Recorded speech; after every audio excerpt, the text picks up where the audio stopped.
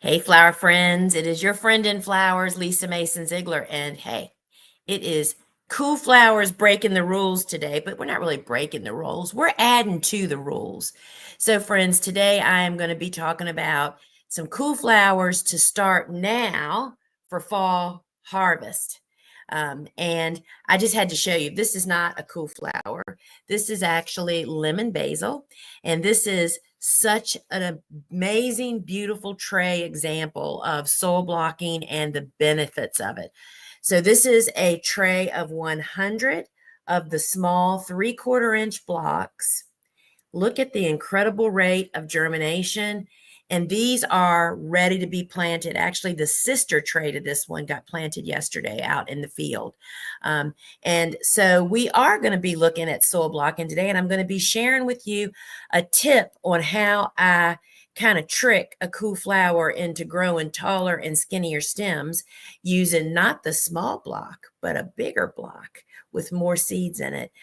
So, friends, I know that the last thing that most of us are thinking about in the middle of July, when the weeds are taking us down, this is when the weeds grow their best, right? Weeds are native plants, so they've kind of acclimated to whatever your conditions are. So they grow without intervention from you, like water and such things, right? Last thing we're thinking about is starting seeds for fall harvest. And so here on my farm, I am in zone 8A. My first expected fall frost is mid-November. And that's the key piece of information that you need to know about for what we're talking about today is when is your first historic expected fall frost? Because that's where everything works from there, right? And so typically, this time of the year, if it's not written on my big calendar of seeds that should be started this month for what we're talking about, fall harvest, it just doesn't happen because it is the furthest thing from my mind. So that's what I wanted to bring to you guys today. And these are kind of the exceptions to the rule. So just to bring you up to speed, we often refer to these groups of flowers as cool flowers. And a lot of people think, oh, are those like really cool flowers? No, it means that we're talking about they're cool, but they are cool season hardy annuals, is why we call them cool flowers. And so we refer to this family of annuals as cool flowers. Okay. And so this family doesn't just survive cool to cold temperatures. That is their jam. They thrive. And so it's kind of really possible for us to kind of trick them to actually bloom in the cool temperatures of fall. But you have to start them on time, which is the middle of summer, and it's hot. They don't really want to start then. They really don't want to grow then. So I am going to share all about who those flowers are, because it's not all of them. It's just a few select ones that I have done through the years. I've done a bunch, but there's some that just rise to the top. They're the easiest and also the most useful, right? So which flowers we're going to we're going to start. And what are we talking about? Well, we're talking about snapdragons. Not all snapdragons. Snapdragons are classified in different groups. And those different group classifications really dictate what kind of conditions they can tolerate and actually still bloom. The best selections for fall is group 3. And that's what we're going to talk about today is 2 of my very favorite group 3 snapdragons. And the other flower that we're going to start now for fall blooms is the one I'm going to demonstrate and give you my kind of inside take on it is growing ornamental kale for cut flowers. Those are the varieties that grow really tall and they're really beautiful. And we're going to take a look at that. And then I'm going to actually demonstrate how I start the kale using a larger soil block, which I don't use very often, but in this situation, it works out just really beautifully. And then I've got some tips for how you can grow these cool lovers in the heat of summer, because we're hopefully moving into their season, right? They're going to be, as they grow, they're going to get more and more of the conditions that they like the most. And so I want to, we've never met before. My name is Lisa Mason Ziegler, and I am the owner, founder of the gardenersworkshop.com, which started out almost 30 years ago, y'all. I can't believe it, as a little city flower farm. I was barely a gardener, discovered flower farming, that was actually a business. I mean, that people buy flowers, grow and sell cut flowers, and literally launched my little city flower farm right dead in the middle of the city. And it just was a hit out of the gate. And all the doors opened for me to walk through. And within a few years, I found that my greatest gift and love and passion is literally teaching other people how to do what I did, the impossible. A non-gardener in the middle of the city that had never even really been to a farm to learn how to flower farm, and did that. And so I've gone on to become an author and online course instructor, teacher, and producer of online courses. We have a big online garden shop where kind of our niche is we only sell the same tools, seeds, and supplies that I also use. We kind of like vet everything for you. So it's not that we only sell 1 or 2 hoes, because I only use 1 or 2 hoes. I don't want to give you 6 to choose from. And that's true on seed varieties. Just about everything we sell, with the exception of our vegetable seeds, are cut flower varieties, because that's kind of our area of expertise. And so if you've never been to our website, I invite you to visit over there, sign up for our farm news. We have tons of content, podcasts, blogs, online course library you can shop in, and there's just a lot of fun.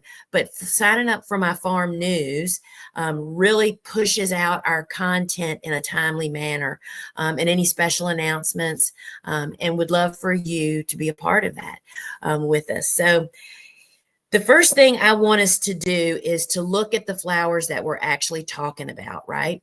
And so I have some cards here, and this is something that's fairly new to us, and I think actually to even YouTube, is you can actually shop on YouTube now.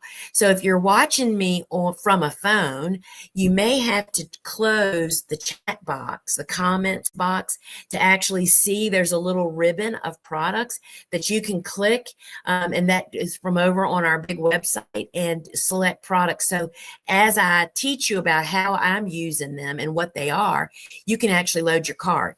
And would love for you to do that, and appreciate that, because that helps us just to bring more free content to you guys, right? So first, I want us to look at what flowers are we talking about. So again, we're talking about cool season hardy annuals, which we recall, and I just want to say how humbled I am that flower farmers all over the world refer to this group of flowers as cool flowers, which is the name of my first book I ever wrote back in 2014, which is the concept. This is the baby step of how to learn how to wrap your head around finding when you plant cool season hardy annuals, because the reason most of us don't even know about this is their planting time is really awkward. Who are they? First off, we're talking sweet peas, bells of Ireland, snapdragons, lisianthus. I mean, just so many gorgeous spring bloomers. And they just kind of get planted at an awkward time, so they fell off of our radar. This little book will guide you to find when you plant cool season hardy annuals in the fall or in very early spring, or both. But today we're going beyond this book, y'all. We're going to graduate school. We are talking about planting a couple of those cool flowers now to get fall blooms. That's what it's all about. So the first one up is, we're looking at snapdragons first, and I've got some images here of them. This is perhaps one of the most luscious snapdragons. This is Madam Butterfly, and what is significant about her is it's not the classic bloom. It's actually got extra ruffles of petals. I mean, she is really quite spectacular. And in fact, when I sold to 23 florists for over 20 years, and they didn't even really recognize them as snapdragons. They didn't even realize it was a snap. Madam Butterfly is a group 3 snap. So she is the perfect candidate for you to start now to get fall blooms out of her. And so there is the mix. And then we also offer, and you'll find it in that ribbon down below the video here, we also do Madam Butterfly in some of her solid colors that we just absolutely adore. And this is called Bronze White. And it's actually kind of like a dark shrimpy color with a little white green blushing you can see there. It is perfect perhaps for fall, right? And that is a really beautiful one. And then this is probably not the best fall color, but it is a useful fall color depending on where you're using your flowers. This is rose. And this is a really deep kind of almost a magenta rose. So if you're growing, let's just say a bunch of the queen zinnias, which are those just Victorian gorgeous colors, or Kramer's coxcomb, this snap would just fit right into that palette. And that is just such a hot color now, right? All those romanticized, beautiful Victorian colors. And then the last of the Madam Butterflies is the white. And actually, they don't call it white. They call it ivory. And it isn't true white. It isn't clear white. But this is a flower that not only out in your garden does it make everything else pop, but in bouquets, commercial customers can never have enough flowers this color year round. And I really love I love having that it's not a stark white. I mean, and again, all those queen zinnias and all those gorgeous muted colors, this is really, really pretty with. It just blends into whatever you use it with, I guess is what I'm trying to say. So Madam Butterfly is truly a favorite for me. And then the other snap that is a perfect fit to start now for fall flowers is Opus. Opus, I remember the first time I ever grew Opus. I mean, this was probably about 15 years ago. And undoubtedly, and I grow like 7 or 8 different groups, varieties of snaps in our normal plantings, not this special time.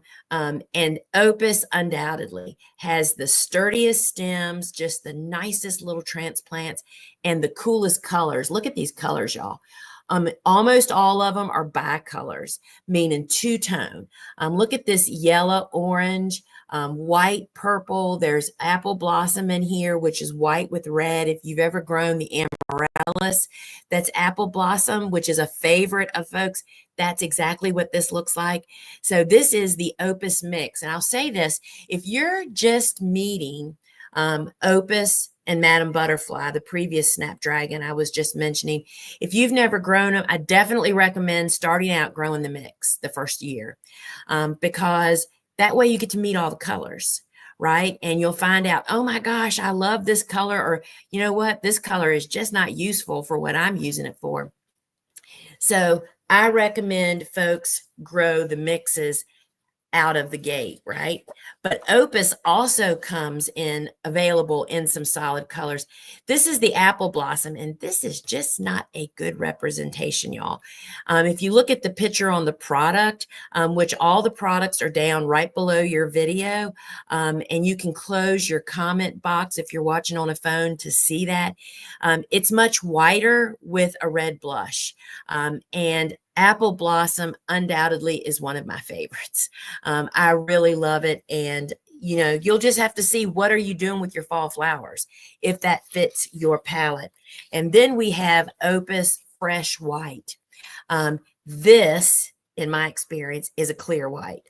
And if you can tell, it almost has a green tinge. Florists love this flower because they can make it go with anything. And again, Opus is just one of my favorite because of its sturdiness. And then the last color is bronze. And this is still in the opus. This is just a great, y'all, look how great that matches my shirt, right? I'm like a fall advertisement today if you look at my whole set here, right? And so this opus bronze is really, really useful, just like the Madame Butterfly. I think they call it bronze white. All of those are just natural fall colors, right? So the big thing that you need to be aware of is, when is your first fall frost expected? And then you look at the seed that you're thinking about starting, and what are the days to bloom? Like if it says 90 days, or I think these are actually, I didn't look, but I believe it's under 100. You need at least that many days till your frost, then you need some time to harvest, right? And as the days get cooler and shorter, you may find that stuff grows slower. That's not true for all. And I will tell you that in my experience, cool flowers don't experience that as much as warm season annuals. So you have to sit down and do some math to figure out what is a good fit for you. Now, here's the one that I'm going to be demonstrating for you today. And I just think it's the most underused cut flower, and it's a great fall finisher. This is ornamental kale. This is cut flower kale, y'all. It looks just like those beautiful kales that you buy to plant in your containers, right? But this one grows tall, but it has some very specific growing needs that you need to participate in, or you're just going to have some big old thick stems, probably not very tall. Maybe it lodges, which means the stem falls over and then it grows up. So it's just really not very useful. And so I have some tips, which I wish somebody had shared with me 20 years ago. I mean, for like 2 or 3 years, I grew so much of this and it was all useless because I didn't know all this. And that's what I'm going to demonstrate for you today. So this is my favorite of the 3. We grow the crane variety, which is just a good old standard. It is probably one of the most affordable seeds in this group. And the white is just such a great, it's versatile, y'all. One thing you've learned quickly as a flower farmer, what is the stuff that your commercial customers buy the most of? Stuff that's versatile, stuff they can use in a lot of different ways. And I learned to grow those things. And this is the one, right? If I was in high production now, that's probably the only color I would actually grow. But there are other colors. Depends on what you're doing. Now, I want you just to imagine this. If my hand, if this flower was stripped, as this is still growing, you can see other flowers next to it. When I strip this, all of these other leaves are gone. It almost takes on the look of a rose, y'all. I mean, it's really pretty cool to have in the fall. This is like a great Thanksgiving time sales, or to use for your own, because it is really good for a long time out of water if it's hydrated properly. So this is the crane rose. And then we also have a crane red, which I don't think this is the best representation of that. But it's, again, it's just in fall-y kind of colors. And you can find all of those seeds down in the ribbon below the video here. And I want to tell you about 2 others that actually are not for fall flowers, but they are cool flowers that should be started right now. And most people miss the boat, as I do many years, unless I follow my big calendar, or if I'm demonstrating it for folks, that reminds me, oh yeah, we should be starting that, right? And that is 2, these are cool flowers, but they're actually biennials. These are, if I say this, I think it's the only biennial that we grow, or that's included in my books and courses and things, because their needs are a little bit different than all the other cool flowers. A biennial needs to be started earlier than the rest of the cool flowers, because these varieties, to actually bloom next spring, they need a cold period. It's called vernalization. And you have to get them started and get them in the ground so that they're well established when cold comes. Or they'll grow, y'all. You'll start them from seed. You'll plant them out in your garden and they'll look great. Come next spring, they'll just never bloom. They will make you nuts. I mean, we talk to the people. You just don't know how crazy that makes you. So the secret is This is Electron. That's the name of this particular variety. It is the most grown Sweet William for cut flower production because it is tall, it is beautiful. All these color selections, I absolutely love it. Absolutely love it. And then the sister to this one, not really related, but the same conditions. This is Super Duplex. And look at those colors. You would see how different they are. And y'all, Sweet William is a huge staple in the cut flower world. This is Super Duplex. She too needs vernalization. So you would start these two now. They're not going to bloom this fall. They're going to bloom next spring, but they're only going to bloom if you get them started now and get them out in the garden so that they can get their cold treatment. So that's who we are talking about. Now, I want to, what do I want to do next? I want to run through a couple other things, and then I'm going to demonstrate how I plant those kale, because once I do that, it's hard to come back up here. So we're going to start these seeds. We're going to get these kales growing. So in addition to starting them the right way so that they're really a lot of them and they're very tight together, how do you grow them cool out in the garden, right? And I will tell you that we've been doing this now for like 3 years, using it this way. And I will tell you the tool that I have fallen in love with for keeping my plants cooler when they're growing in really hot conditions out in the garden. And friends, that is our insect netting. Kind of looks like row cover to some people, but it's totally very different fabric. This is actually nylon and it's stretchy like a pair of pantyhose, makes it incredibly easy to work with. It is far more durable than row cover ever thought about being, but this is why I love it. I mean, row cover we need in the winter months. That's what row cover was made for. And then we started using it for all these other needs we had, but it really didn't fit the bill. But this is the bill, y'all, right here. So insect netting allows more light in and more heat out. So that's why it is so incredibly useful to protect seedlings, whether it be from heat or from varmints, and it doesn't trap as much heat. So I do what's called a sun cap. And a sun cap is made up of, you plant whatever you plant. Yesterday, Bobo planted the third planting of our warm season tender annuals. It was over 90 degrees, planting outdoors in film. We immediately sun cap. And if you went out there today and looked at them, they're not even heat stressed. I mean, it's because they've got this little shade tint on top of them that's not really trapping a lot of heat. And that's how you're going to keep your cool flowers cool. So what we do is we plant our plants, and then we use the pre-arched wire hoops, and all of this is below the video, and you can close the comments if you can't see it if you're watching on a phone. And we use the pre-arched hoops. We put about every 10 feet. And then we use this insect netting, and it's 6.5 feet wide. I literally unroll about 10 feet of it, fold it in half long ways. And then I tried to remember to get one of these. They're not in here.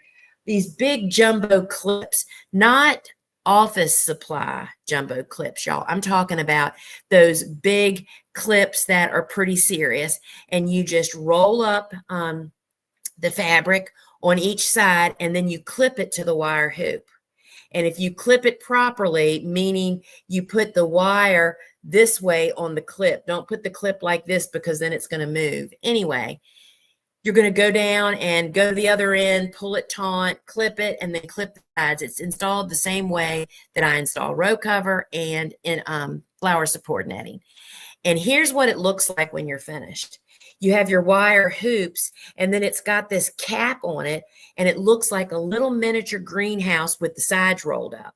And it provides the most amazing environment for your seedlings to grow up. And that is how you would grow cool season hardy annuals when it's actually hot outside. So let me see what else before I demonstrate. The other two things I want to mention to you actually before we jump on to that is one of the things before I show you soil blocking, one of the things that I don't think I've ever spoken of on here before is we practice and recommend to everybody for all seed starting mix. whether you buy a ready-made mix from us or anybody else for blocking, or any seed starting mix, or all the ingredients if you're making your own at home, we highly recommend sifting it, because this is the kind of stuff, there's chunks in here. These chunks are full of excellent microbes, so definitely put them out in your garden or put them in your big containers, but that is not what you want in blocks with little seeds developing with little tender roots, right? And so this sifter is, I believe it's $24.95. It fits perfectly on a 5-gallon bucket, y'all, which makes this job quick and easy and very, very efficient. And I just find that to make the process of actually making soil blocks just so much easier. And then the other thing, and this is essential if you're growing kale, is flower support netting. So flower support netting is this plastic. It's reusable year after year when you install it and uninstall it at the right time. And we use this for two things. Again, you know, that's kind of my niche. Everything that we offer is, I have typically multiple uses for stuff. So this is flower support netting, meaning you put it over your flowers and they grow up through it. And even with torrential rain, it just keeps your flowers up, right? But we also use it as a planting grid.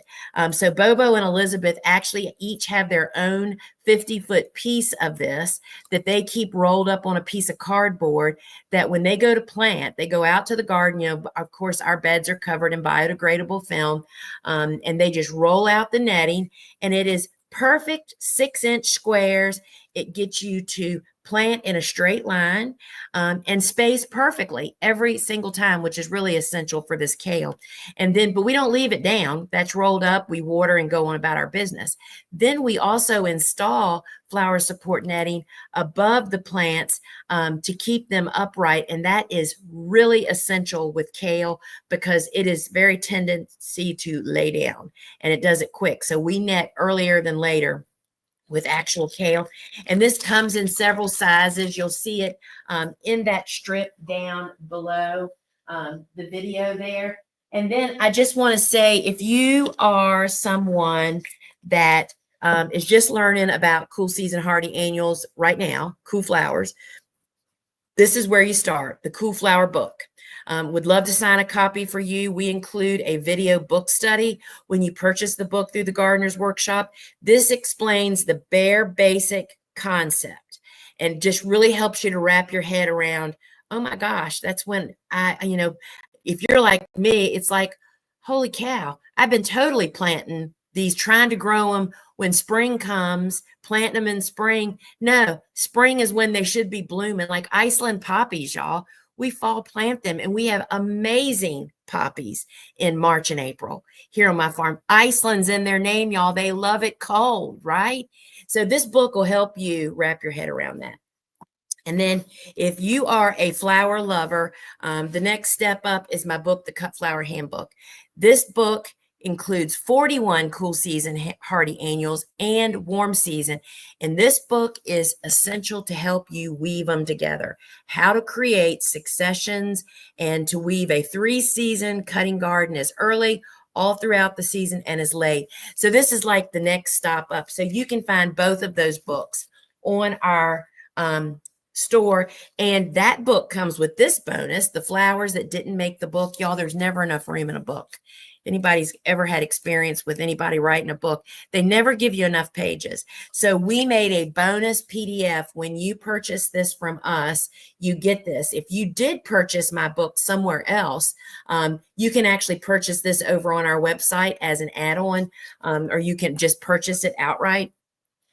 And now, my friends, I want to show you how we start these seeds. So I got to kind of like move my stuff around a little bit here, because I'm going to be using the Swift blocker, which is the commercial tool for soil blocking. This is the tray I'm using today. This is the Mini 27. These are made right here in the United States. This makes 27 of the 1.5-inch blocks. And this is the top tray. You use the very same blocking mix. You just do it a little bit different, because we're going to make 27 1.5-inch blocks fairly quickly. And so why I am using this, even though kale seeds are a tiny seed, we're going to plant multiple seeds per block, because the challenge with kale is that if you, let's just say you spaced them out 6 inches apart in a bed to grow, their stems would be so enormous and the heads would be so big, they're not usable as cut flowers. So the way you get smaller stems and the perfect size heads is to space them closer together. Well, one of the reasons that I was showing you that basil, I could use that small block to start the kale seeds, right? That seed would easily fit in there. But if I wanted to space kale accordingly to get small stems and smaller flowers, I'd have to plant a plant like every 2 inches. Well, we can do this. Sorry, y'all, I'm trying not to make a mess. So I'm loading, you can see this mini 27 from the top. And this is what I didn't bring my scraper. Stand by, y'all. Hang on. And Jessie does have this blocker available in the video below. This is an item that's going to become unavailable as soon as we sell out. They're just not available anymore. Really an incredibly useful tool. All right, so this is what happens. I have filled it, right? And you place the tray on top. And literally, friends, I'm going to bring the tray up there for you to see it, but I have to get these gloves off. So it is available, but I would just, fair warning, these are only available until the stock's gone, and then they will not be available anymore. So I'm coming up there, y'all. We just made, oops.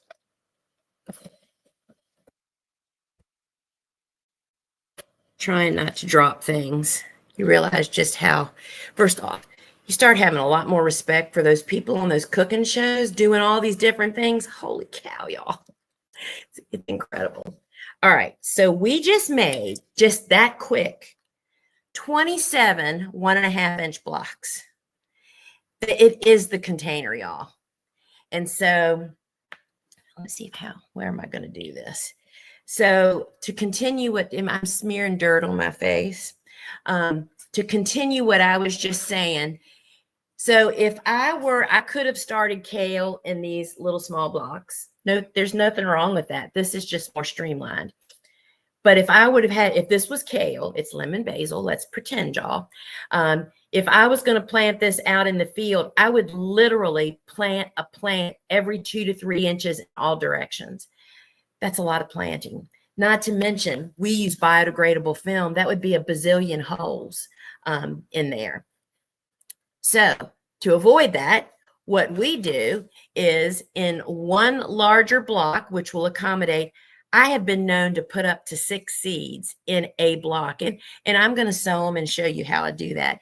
That means that I will plant each block with 6 plants, which will not be thinned, which will not be broken apart, every 6 inches. So in that netting that we just looked at, instead of having, oh my gosh, just craziness of a lot of little holes, I just put one of these blocks with up to 6 seeds in that 6-inch block, and it accommodates the same thing. Because what you're trying to do is to get as many plants in the smallest space to get tiny stems and smaller heads. So first off, I'm going to tell y'all something else. Where is it? Did I just put it? Here it is. So just another tip, whether or not you know about it, we use masking tape to identify all of our trays. I never, ever knew for the first 10 years. I mean, I used all kinds of fancy mess. And then I finally asked one of my grower friends, Amy's Organic Garden, who just starts bazillions of plants. I said, how do you mark your tray? She said, masking tape. Friends, it holds on plastic. It does great. And then we use, this is a garden marker. This is made to withstand UV rays. And I always mark first. Today is the 15th. And this is going to be white crane, isn't it? Yes. I always mark first, put the tape on my tray, because you will not, and I just wrote all that on the wrong side. Wait a minute. And you think you're going to remember, and then you have a bunch of them, and then you don't know which is which, and it is really annoying, and it really annoys the people you work with when that happens. I'm the worst. That's why I have to do it first. All right. So, we use aluminum seed pans because there's no static electricity. If you've ever used plastic, a little plastic dish, oh my gosh, there's so much static electricity. You just don't know how much. Now I'm just pouring my seeds in here. How much you're chasing the actual seed. And so I have a toothpick, which already has dirt on it, but oh well. You wet it with a little saliva. And let me move this and turn this so you can actually see what I'm doing. So on each one, and I'll just start down here and do a couple. So on each one of these blocks, and the reason you don't just want to drop seeds on the top is because kale seeds get covered. They germinate best in darkness. So by not just dropping them, I'm pushing it down into the block, and that is and I'm not being real detailed. Oh, I dropped that one. Detailed about where I put the seeds. They just need to be in the block, y'all. And another option would be you could sprinkle vermiculite on the top, but I just, y'all, I'm just, after doing this for 2.5 decades, first off, I don't want to have, we don't use vermiculite for anything. Nothing against vermiculite. We just don't need it. Something else to have on hand that you never have enough of.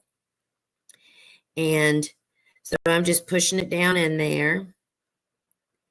And actually on page, I forgot the page number. In the Cut Flower Handbook, I'll show it to you. There's an image of a tray just like this with the seedlings sprouted. Which way am I going? Backwards to what I normally do.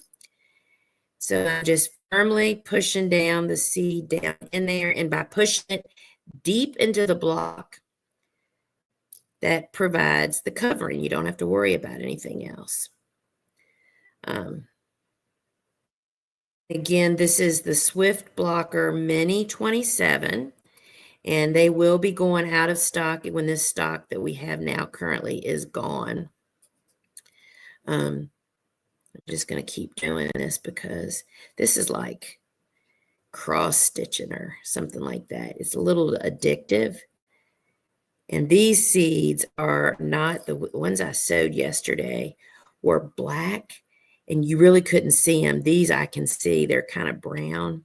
And I'm just touching the toothpick to the seed. I don't know if y'all can see that or not. There's a little seed on the end there. And so when I stop, get interrupted, that's what I do. I put his toothpick, because while I can see the holes in these blocks, that is not always the case. So I will plant each one of these blocks 6 inches apart with all the seedlings. I was going to show you the picture. With all of the seedlings in there. And let's see where I love a good table of contents. It was page 81. So on page 81, if you have a the Cut Flower Handbook. So this is it right here. That's what we just did. And those are just sprouted little kales. And that's how they look stripped. See how you strip off all of that, just leaving the top? And then look at all the different, there's so many pretty ones to grow, y'all. Those are all cut flowers, y'all. How beautiful are they, right? So friends, I hope this has helped you to know that you can start snapdragons in group 3 right now we're in mid-July, to have fall blooms. My first frost date is mid-November. If you're in that neck of the woods, you've still got time to do that. Grow them cool indoors, cooler air temperature. And then I grow them indoors longer than I normally would because I don't want to move them out to the heat any sooner than I have to. And so I have these great little sturdy plants. I then harden them off like you do.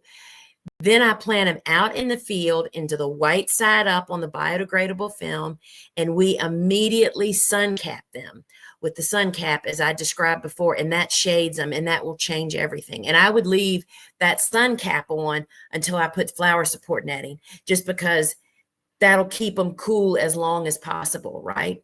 And then you'll have cool flowers for fall. And cut flower kale is always, first off, I want to say that I grew it for 3 years before I actually got a good crop. It's not the easiest crop. That's why I called this Cool Flowers 201. It's not 101. But it's a great crop. And so don't grow a boatload. Don't do like I did. The first year I grew it, I grew a full 100-foot bed, y'all. It was the stupidest thing. Well, I did a lot of stupid things, but it was like I had never grown it before. And I just went in full force. Don't do it that way. Grow 50 and try it out. Doesn't take much space because you pack them in, right? So these blocks with 6 seedlings in each block. Each block is 6 inches apart. And if you want a mini 27 blocker, which fits perfectly actually in our amazing green English trays, we import these from England. Now's the time to strike because they will be gone. I'm teaching on this all week in multiple places. And so I just don't want anybody to miss it that wants one. You know what else I use these blocks for? I do sweet peas, squash, zucchini, sunflowers. And I also do cuttings, like salvia cuttings, like Salvia leucanthia and Salvia mexicana, which you need to start from cuttings. How you can do dahlia cuttings. You can do, I did ageratum cuttings in this, and I did a bunch of white swan marigold cuttings. We couldn't get the seed for a while. I had a few seeds, but I needed a lot more plants. So having the larger block available, if you're an avid gardener or a flower farmer, could be very beneficial. So check it out, friends. And so if you are new to soil blocking, there's a lot of resources over on our website. So remember, everything is home base over at gardenersworkshop.com. Please give us a follow and subscribe if you don't want to miss one of these shows. And we appreciate you all, and please share us with your friends. Till we meet again, friends. Ciao.